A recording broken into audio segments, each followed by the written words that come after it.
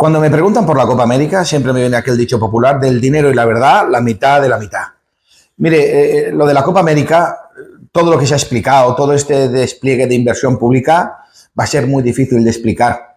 Yo pienso que si llegamos al 10 o el 15% de los números que se han dado al inicio, ya será un verdadero éxito. Pero mire, el objetivo finalista de la Copa América, al fin y al cabo, es que exista una complicidad entre los barceloneses y el mar.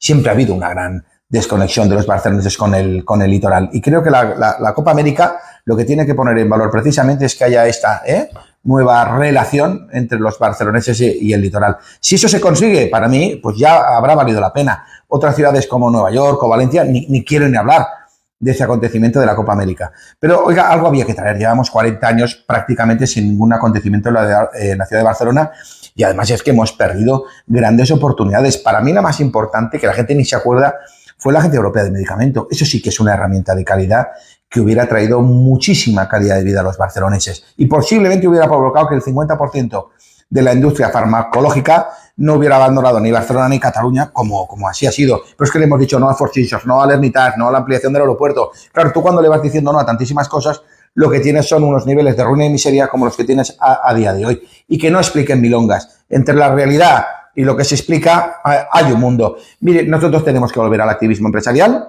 y tener como objetivo ser la gran capital de la Unión Europea.